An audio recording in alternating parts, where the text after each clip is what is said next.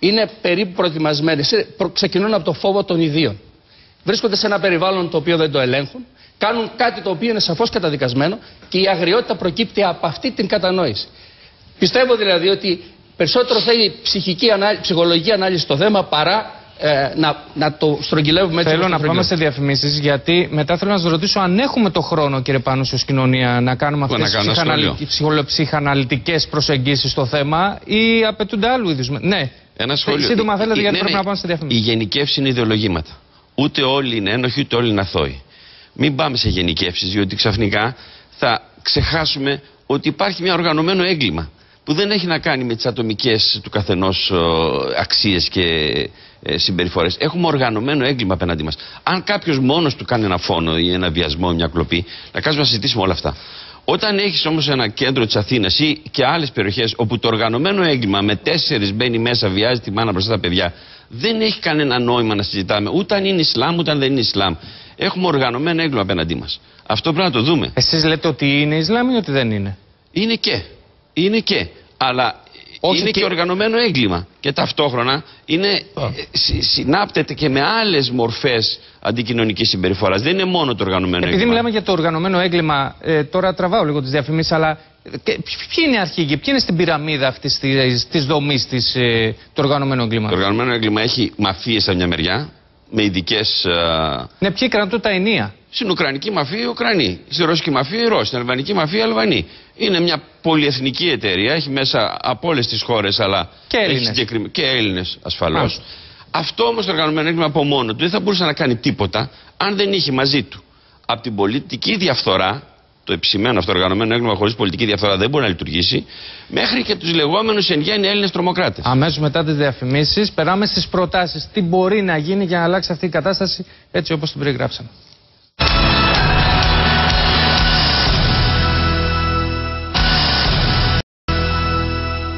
Επιστρέφουμε στη συζήτησή μας για τη σχέση, αν υπάρχει σχέση μεταξύ οικονομικής κρίσης, εγκληματικότητα, αλλά και ο παράγοντας μετανάστευση, πώς εμπλέκεται σε όλο αυτό το πράγμα. Η Κατερίνα Καραβίδα, για να γνωρίζουμε τι θα συναντήσουμε τις επόμενες μέρες της εβδομάδας, τις χρηστικές πληροφορίες, για να αρχίσουμε μετά τη συζήτησή μας.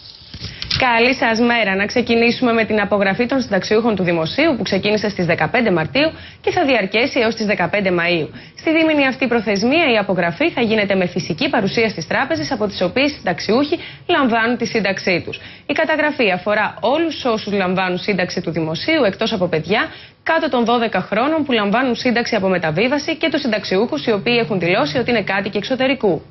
Και να συνεχίσουμε με τους συνταξιούχους του ΙΚΑ αυτή τη φορά, καθώς όπως ανακοινώθηκε από το Ταμείο τους, το επίδομα Πάσχα θα καταβληθεί στις 5 Απριλίου, ενώ η σύνταξη κανονικά στις 22 Μαρτίου. Στη ρύθμιση οφειλών τώρα, στο τέλος του μήνα, λήγει η προθεσμία υποβολής αιτήσεων υπαγωγής σε καθεστώς ρύθμισης στο ΙΚΑ ΕΤΑΜ. Οι οφειλέτες του Ιδρύματος θα πρέπει να υποβάλουν σχετική αίτηση στα αρμόδια υποκαταστήματα προκειμένου να τύχουν των ευνοϊκών διατάξεων. Ενώ στο τέλος του μήνα λήγει και η αντίστοιχη προθεσμία για τους ελεύθερους επαγγελματίες. Οι ασφαλισμένοι του ΟΑΕ θα έχουν έκπτωση έως και 100% επί των πρόσθετων τελών. Και να συνεχίσουμε με πολλές προθεσμίες που αφορούν στις εφορίες. Για τις 30 Μαρτίου παρατάθηκε η προθεσμία ηλεκτρονικής υποβολής του Ε9 του 2011 για τα φυσικά πρόσωπα. Μέχρι τις 10 Απριλίου παρατείνεται η ηλεκτρονική υποβολή των καταστάσεων φορολογικής αναμόρφωσης και μέχρι τις 30 Απριλίου οι προθεσμίες υποβολής φορολογικών δηλώσεων επιχειρήσεων και νομικών προσώπων μη κερδοσκοπικού χαρακτήρα που το κεντρικό τους κατάστημα επλήγει από τα επεισόδια στις 12 και 13 Φεβρουαρίου στην Αθήνα. Και λίγο πριν κλείσουμε, να δούμε τι θα γίνει με τις δηλώσεις, καθώς σύμφωνα με πληροφορίες, πιθανότατα από φέτος, οι μισθωτοί με ετήσιο εισόδημα πάνω από 15.000 ευρώ θα πρέπει να τις υποβάλουν υποχρεωτικά μέσω TaxisNet. Αυτό θα αφορά και συνταξιούχους με εισόδημα πάνω από κάποιο όριο, το οποίο αναμένεται να καθοριστεί μέσα στο επόμενο διάστημα. Στόχος του Υπουργείου Οικονομικών είναι φέτος σε σύνολο 5,5 εκατομμυρίων φορολογικών δηλώσεων τα 4 εκατομμύρια να υποβληθούν ηλεκτρονικά. Εν τω μεταξύ, το Υπουργείο Οικονομικών αναμένεται από τον Απρίλιο να ξεκινήσει την αποστολή του ΕΤΑΚ 2009 προς τους ιδιοκτήτες ακινήτων. Περίπου 370.000 φορολογούμενοι αναμένεται να λάβουν ειδοποιήσεις από την εφορία για να καταβάλουν το φόρο. Οι φόροι ακίνητης περιουσίας του 10 και του 11 προγραμματίζονται για το δεύτερο εξάμηνο του έτους. Ευχαριστούμε την Κατερίνα Καραβίδα. Μας κάνει την καρδιά περιβόλη κάθε εβδομάδα η Κατερίνα, κύριε καθηγητά, γιατί μας λέει όσα πρέπει να ρυθμίσουμε, τις οφειλές, τα ειδικά τέλη, τα χαράτσια κτλ. Ο μεγάλος αδερφός είναι η εφορία πια, δεν είναι? Η εφορία, ναι. Θέλατε να κάνετε μια διευκρίνηση. Ναι. το μεταναστευτικό είναι ένα πρόβλημα παγκόσμιο, διιστορικό. Φταίει ο υπεριαλισμός, φταίει όποιος θέλει. Τα κυκλώματα των μεταναστών και τους ίδιους μετανάστες καταπιέζουν. Οι μαφίες χρησιμοποιούν τους μετανάστες. Υπάρχει ο μετανάστης που πεινάει, υπάρχει ο μετανάστης που βιάζει. Αυτά δεν είναι ίδια πράγματα. Δεν είναι δυνατόν να μιλάμε και να λέμε για όλο αυτό ο υπεριαλισμός, για όλο αυτό το κράτος που δεν κάνει καλή μεταναστευτική πολιτική. Είναι διαφορετικά πράγματα, γιατί αν τα δούμε όλα μαζί θα μπερδευτούμε. Η δεύτερη επισήμαση. Βέβαια, μέσα στην κρίση κάπου θα τη χρεώσεις. Τη χρεώνεις προς τα πάνω στους πολιτικούς και τη χρεώνεις προς τα κάτω σε αποδιοπομπαίους. Έτσι λοιπόν ο Έλληνας πολύ εύκολα μπορεί να χρεώσει ένα κομμάτι της κρίσης προς τους μετανάστες.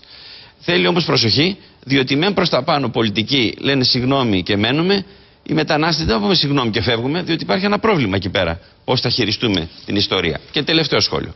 Ρατσισμός και ο παππούς στην πλατεία Αγίου Παντελεήμωνα. Όταν κάποιος παίρνει τον παππού και τον πηγαίνει στην τράπεζα με ασφάλεια να πάρει τη σύνταξή του και να γυρίσει σπίτι του με ασφάλεια, που θα έπρεπε να το κάνει το κράτος και η τοπική κοινωνία, αυτός ο κάποιος είναι για τον παππού ήρωάς του. Αν αυτός ο κάποιος εκπροσωπεί μια πολιτική ακραία μορφή, για τον παππού δεν έχει σημασία. Ο παππούς δεν είναι ρατσιστής. Θα πρέπει λοιπόν να κοιτάξουν τα κόμματα, οι τοπικές κοινωνίες, η αριστερά, αν θέλετε, να δώσει αίσθημα ασφάλειας στον παππού και όχι να το στείλει τον παππού στην αγκαλιά. Μιλήσατε για ρατσισμό. Εν τω μεταξύ, τα μικρόφωνα είναι συνεχώς ανοιχτά, κυρία Δούρου, κύριε Πλεύρη. Μπορείτε να παρέμβετε, ναι, βεβαίως. Απλώς λίγο τον Νίκο να σας ακούμε καλύτερα. Ωραία, θα το ρυθμίσουμε για να μπορέσετε να μας ακούτε, να μπορείτε να μας ακούτε. Μιλήσατε για ρατσισμό και μόλις σημείωνα ένα μήνυμα από τα πολλά που μας έχουν έρθει. Λέει κάποιος: δεν είμαι ρατσιστής, αλλά πίσω από οποιοδήποτε περιστατικό έχει συμβεί σε φίλο ή φίλη μου, είτε κλεψιά είτε τσαντιά, είναι ξένοι. Γράφει κάποιος. Εν πάση περιπτώσει, θέλω να πω ότι δεν νομίζω πολλοί άνθρωποι έτσι να αντιμετωπίζουν τους ξένους ως ενδυνάμει εγκληματίες, αλλά καταθέτουν τη μαρτυρία τους και λένε ότι μεγάλο τμήμα από την εγκληματικότητα. Γι' αυτό δεν μπορούμε με ιδεολογήματα να το αντιμετωπίσουμε. Ότι όποιος λέει είναι ξένοι είναι ρατσιστής, όποιος λέει δεν είναι ξένοι είναι φιλελεύθερος. Κύριε Νικολακόπουλε, να μιλήσουμε με τον κύριο Δημήτρη Νικολακόπουλο. Είναι πρόεδρος της Κηποκάτης Κίνησης Πολιτών για το κέντρο της Αθήνας. Καλή σας μέρα. Καλημέρα σας κύριε Μάλη, καλημέρα και στο πάνελ. Να μας καταθέσετε και εσείς την άποψή σας. Θα πάω απευθείας, εκμεταλλευόμενος το πολύτιμο χρόνο σας, στις προτάσεις που αναφερθήκατε πριν το διάλειμμα.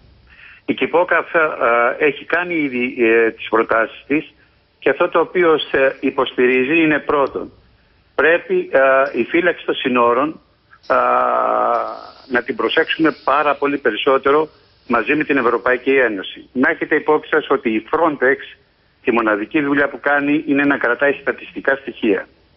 Μην ξεχνάμε ότι κάθε μήνα μέσος όρος μπαίνουν 10.000 κόσμος, εκ των οποίων το 70% καταλήγει στο κέντρο της Αθήνας.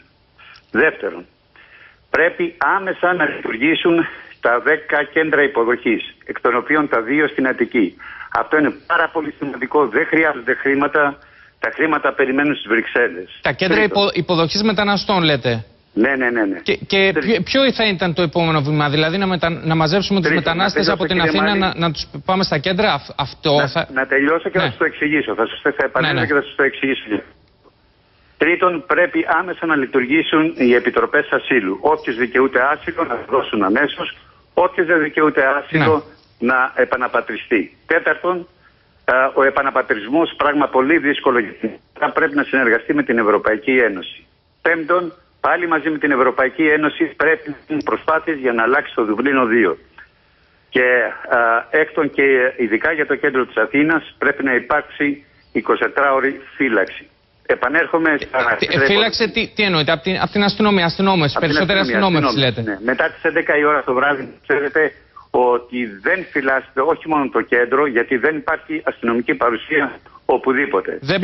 Δεν πάνε οι αστυνομικοί, λέτε, στις δύσκολες, αυτό που λέμε δύσκολες περιοχές. Όχι, δεν υπάρχει. Δεν υπάρχουν. Να σας ρωτήσω κάτι. Για εσάς το βασικός λόγος για την κατάσταση που βρίσκεται αυτή τη στιγμή το κέντρο της Αθήνας είναι οι μετανάστες. Αυτή είναι η αιτία. Τα στατιστικά στοιχεία το αποδεικνύουν αυτό. Και σύμφωνα με την ανεργία την οποία υπάρχει. Και πώς θα γίνει δηλαδή με τα κέντρα υποδοχής. Κύριε Νικολακόπουλο, και πώς θα γίνει με τα κέντρα υποδοχής, δηλαδή να οργανώσει μια επιχείρηση η αστυνομία, να μαζέψει όλους τους μετανάστες, να τους στείλει στα κέντρα υποδοχής. Αυτό. Ο περισσότερος κόσμος ο οποίος έρχεται στην Ελλάδα δεν έρχεται κρυφά, έρχεται φανερά. Το δουλεμπόριο γνωρίζει πολύ καλά και η Τουρκία το διευκολύνει αυτό. Ναι, αλλά τι γίνεται με το κέντρο αυτή τη στιγμή, θέλω να πω. Πώς θα μπορούσε να το αντιμετωπίσει? Λόγω μη υπάρξεων των κέντρων υποδοχής, ναι, το Εύρος επάνω αδυνατεί να κρατήσει τον κόσμο και τον στέλνει στο κέντρο της Αθήνας. Εάν υπήρχε το κέντρο υποδοχής, εκ των οποίων, να ξέρετε, η Ευρωπαϊκή Ένωση πληρώνει και προσέχει και την υγεία τους, έχει το δικαίωμα να κρατήσει αυτόν τον κόσμο μέχρι 12 μήνες και μέσα εκεί να αποδείξει, εάν χρειάζεται άσυλο, να του το δώσει, εάν όχι, να του κάνει επαναπατρισμό. Αυτό το σκοπό έχει το κέντρο υποδοχής. Ναι, και λέτε, κυρία Δούρου, τι λέτε εσείς για αυτές τις προτάσεις που κατατίθεται? Καλά, τώρα ξέρετε, κοίτα κάποια σχόλια του συγκεκριμένου, του κ. Νικολακόπουλου, που έχετε στην άλλη άκρη τη γραμμή στο διαδίκτυο, ο οποίος λειτουργεί τουλάχιστον με εξαιρετικά εμπριστικό τρόπο. Αλλά το θέμα δεν είναι το προφίλ του συνομιλητή. Όχι, θέλω να πω οι προτάσεις αυτές που διατυπώνονται. Όχι, ξέρετε, δεν μπορώ να διαβάσω τα συγκεκριμένα σχόλια στο διαδίκτυο, τα οποία είναι υπόγραφα, εκτός αν κάποιος άλλος το μπλαστογραφεί, διότι πραγματικά πρέπει να παρεύει το ΕΣΟΥΡΟΥ ή κάποιος νομικός, μια και είναι του κοινού ποινικού κώδικα. Λοιπόν, γιατί το λέτε αυτό, κυρία Δούρου? Λέω γιατί, αν θέλετε, και κατά το διάλειμμα θα δείτε ότι ο συγκεκριμένος κύριος έχει μία δράση η οποία είναι εκτός της ευνομούμενης αστικής δημοκρατίας και λειτουργεί με έναν πάρα πολύ εμπριστικό τρόπο στις γειτονιές του κέντρου της Αθήνας. Ώρα απέχει από τη σημερινή του παρέμβαση. Βλέπετε με λάθος άτομο. Μάλλον λάθος λέτε. Δεν νομίζω. Ο κύριος Νικολακόπουλος εκπροσωπεί τους εμπόρους εκεί πέρα, δεν νομίζω να λέτε τον ίδιο άνθρωπο. Και επειδή έχουμε και τον κύριο Γιαννέτο, θα ήθελα πριν να βάλει, όποτε πάρει το λόγο, να βάλει και το ζήτημα των μαγαζιών και των επιχειρήσεων. Γι' αυτό τον κάλεσαμε τον κύριο Γιαννέτο, γιατί έχει πάρει το προτάσεις. Αλλά επειδή μας έδωσε αφορμή ο κύριος Νικολακόπουλος με αυτά που είπε για περί κέντρων υποδοχής κτλ., εσείς βλέπετε ότι θα μπορούσε έτσι λίγο να φτιάξει κατάσταση στο κέντρο? Λοιπόν, η πρώτη παρατήρηση και σε συνέχεια όσων είπαμε και πριν από το διάλειμμα. Ξέρετε, τα στατιστικά στοιχεία και τα νούμερα είναι αρκετές φορές λάστιχο στα χείλη ολονών μας προκειμένου να αρθρώσουμε το επιχείρημα που θα θέλαμε. Έτσι έχω μπροστά μου τα στατιστικά της ελληνικής αστυνομίας που πόρο απέχουν από τη διαπίστωση που ακούσαμε ότι αυξάνεται ο αριθμός των μεταναστών που εμπλέκονται σε εγκληματική δραστηριότητα. Αντιθέτως, αν συγκρίνει κανείς το 2010 με το 2011, θα δει ότι έχουμε μία μείωση σε διάφορες μορφές εγκληματικότητας, αν εξαιρέσει φυσικά το μεγάλο οικονομικό έγκλημα που παραμένει σε εθνική μας υπόθεση. Κατηγορίες, επειδή τα έχω και εγώ μπροστά μου, αυξάνονται. Δηλαδή στα εγκλήματα κατά της ιδιοκτησίας αυξάνονται, κυρία Δούρου. Ξέρετε, αυτό είναι ένα χαστούκι στην επίσημη ρητορική που θέλει, για παράδειγμα, την Ελλάδα να κατακλείζεται όλο και περισσότερο από μετανάστες και τους Έλληνες να έχουν γονιδιακή ασυμβατότητα με την παρανομία.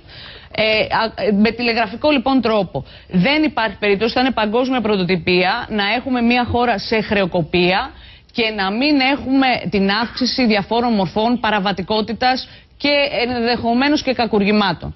Τώρα, αυτό πώς μπορούμε να το αντιμετωπίσουμε?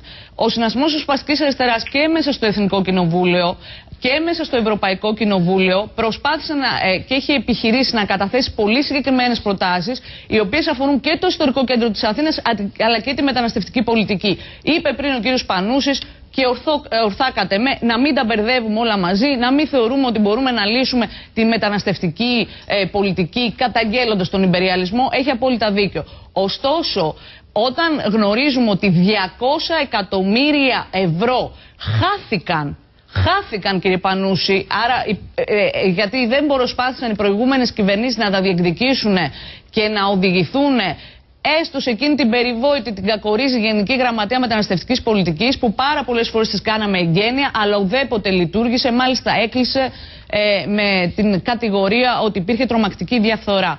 Όταν, για παράδειγμα, τον Φεβρουάριο τον περασμένο, ο αρμόδιος επίτροπος, ο Μικέλε Τσερκόνε της μετανάστευσης, αρνήθηκε να συγχρηματοδοτήσει τον περιβόητο φράχτη στον Εύρο, αλλά υπάρχει μια αιμονή της σημερινής κυβέρνησης και των προηγούμενων να θεωρεί ότι θα λυθεί, όχι αυτή τη φορά γιατί θα σταματήσουμε τον υπεριαλισμό, αλλά γιατί θα υψώσουμε ένα τεράστιο φράκτη. Και η ίδια η Επιτροπή δηλώνει ότι αυτό το πράγμα είναι βραχυπρόθεσμο, δεν επιλύει τίποτα. Δεν λύνει, κύριε Πλεύρη. Ξέρετε, η Frontex, για παράδειγμα, μια πολυδάπανη επιχειρησιακή ιστορία και για την Ευρώπη και για τη χώρα μας, το μόνο που έκανε ήταν να φράξει ουσιαστικά τη ροή στο Αιγαίο.